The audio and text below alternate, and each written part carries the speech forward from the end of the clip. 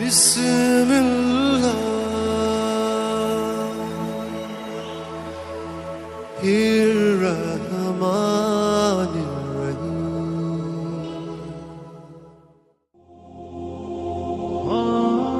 السلام علیکم میرے محترم عزیز دوستو۔ ایک بزرگ تھے جن کی شاگردہ جو باقاعدہ ان کا درس سننے آتی تھی نہایت عبادت گزار تھی۔ اس بیچاری کا جوانی میں کھاون چل بسا۔ اس نے دل میں سوچا ایک بیٹا ہے، اگر میں دوسرا نکاح کر لوں گی تو مجھے دوسرا کھاون تو مل جائے گا، لیکن میرے بچے کی زندگی برباد ہو جائے گی۔ اب وہ بچہ جوان ہونے کے قریب ہے اور یہی میرا سہارا صحیح۔ لہٰذا اس عظیم ماں نے یہی سوچ کر اپنے جذبات کی قربانی دی، لیکن جب وہ بچہ گھر سے باہر نکل جاتا تو ماں سے نگرانی نہ ہو پاتی۔ اب اس بچے کے پاس مال کی کمی نہیں تھی، اٹھتی ہوئی جوانی بھی تھی، چنانچہ وہ بچہ بری صحبت میں گرفتار ہو گیا، شباب اور شراب کے کاموں میں مصروف ہو گیا۔ ماں برابر سمجھاتی لیکن بچے پر کچھ اثر نہ ہوتا۔ وہ اس کو بزرگ کے پاس لے کر آتی، حضرت بھی کئی گھنٹے سمجھاتے، لیکن اس بچے کا نیکی کی طرف رجحان ہی نہیں تھا۔ حضرت کے دل میں بھی یہ بات آئی کہ شاید اس کا دل پتھر بن گیا ہے، مہر لگ گئی ہے۔ بہرحال ماں تو ماں ہوتی ہے، ماں اسے پیار سے سمجھاتی رہی، میرے بیٹے نیک بن جاؤ، تمہاری زندگی اچھی ہو جائے گی۔ کئی سال برے کاموں میں لگ کر اس نے اپنی دولت کے ساتھ اپنی صحت بھی تباہ اور برباد کر لی۔ اس کے جسم میں لا علاج بیماریاں پیدا ہو گئی۔ معاملہ یہاں تک پہنچا کہ اٹھنے کی بھی طاقت نہ رہی، بستر پر پڑ گیا۔ اب اس کو آخرت کا سفر اپنے سامنے نظر آنے لگا۔ ماں نے پھر سمجھایا کہ بیٹا تو نے اپنی زندگی تو خراب کر لی، اب آخرت بنا لے، توبہ کر لے، اللہ بڑا غفور و رحیم ہے، وہ تمہارے تمام گناہوں کو معاف کر دے گا۔ جب ماں نے سمجھایا تو اس کے دل پر کچھ اثر ہوا، کہنے لگا ماں میں کیسے توبہ کروں، میں نے بہت بڑے گناہ کیے ہیں۔ ماں نے کہا بیٹا حضرت سے پوچھ لیتے ہیں۔ بیٹے نے کہا ماں اگر میں فوت ہو جاؤں تو میرا جنازہ حضرت پڑھائے۔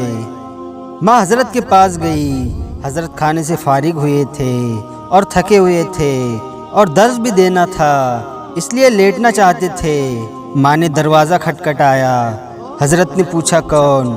حضرت میں آپ کی شاگردہ ہوں، میرا بچہ اب آخری حالت میں ہے، وہ توبہ کرنا چاہتا ہے، لہٰذا آپ گھر تشریف لے چلے۔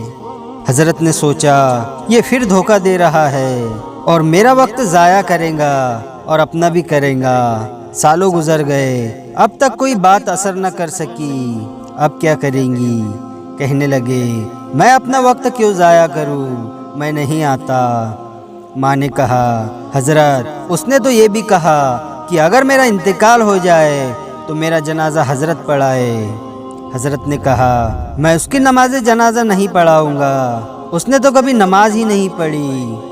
اب وہ شاگردہ تھی، چپ کر گئی، روتی ہوئی گھر آئی۔ بیٹے نے پوچھا کیا ہوا؟ ماں نے کہا ایک طرف یہ تیری حالت، دوسری طرف حضرت نے انکار کر دیا۔ اب بچے نے یہ بات سنی تو اس کے دل پر چوٹ لگی اور کہا ماں میری ایک وصیت سن لیجئے۔ ماں نے پوچھا بیٹا وہ کیا؟ تو بیٹے نے کہا ماں میری وصیت یہ ہے کہ جب میری جان نکل جائے تو سب سے پہلے اپنا دوپٹہ میرے گلے میں ڈالنا، میری لاش کو کتے کی طرح صحن میں گھسیٹنا، جس طرح مرے ہوئے کتے کی لاش گھسیٹی جاتی ہے۔ ماں نے پوچھا بیٹا وہ کیوں؟ بیٹے نے کہا ماں وہ اس لیے کہ دنیا والوں کو پتہ چل جائے کہ جو اپنے رب کا نافرمان اور ماں باپ کا نافرمان ہوتا ہے اس کا انجام یہ ہوا کرتا ہے۔ میری پیاری ماں مجھے قبرستان میں نہ دفن کرنا۔ ماں نے کہا وہ کیوں؟ بیٹے نے کہا ماں مجھے اسی صحن میں دفن کر دینا، ایسا نہ ہو کہ میرے گناہ کی وجہ سے قبرستان کے مردوں کو تکلیف پہنچے۔ جس وقت نوجوان نے ٹوٹے دل سے عاجزی کی، یہ بات کہی تو پروردگار کو اس کی یہ بات اچھی لگی، روح قبض ہو گئی۔ ابھی روح نکلی ہی تھی माँ आंखें बंद कर रही थी कि दरवाजे पर दस्तक हुई। पूछा कौन? तो मालूम हुआ हजरत आए हैं। पूछा हजरत आप कैसे? हजरत ने फरमाया जब मैंने तुम्हें जवाब दे दिया और सो गया, ख्वाब में आवाज़ सुनी कि तू मेरा कैसा वली है कि मेरे एक वली का जनाजा पढ़ने से इनकार करता है। मैं समझ गया कि अल्लाह ताला ने तेरे बेटी की तौबा कबूल कर ली है, तेरे बच्चे की नमाज जनाजा पढ़ने के लिए आया हो। ऐ अल्लाह, तू कितना करीम है कि मरने से चंद लम्हे पहले अगर कोई बंदा शर्मिंदा होता है तो उसके ज़िंदगी भर के गुनाहों को तू माफ़ कर देता है। सुभान अल्लाह। वीडियो पसंद आया हो तो लाइक और शेयर ज़रूर करें, और आपने अभी तक हमारे चैनल को सब्सक्राइब नहीं किया है तो उसे भी सब्सक्राइब ज़रूर कर दे और साथ में बेल आइकन दबा दे ताकि हर आने वाली नई वीडियो की नोटिफिकेशन आप तक पहुंचती रहे।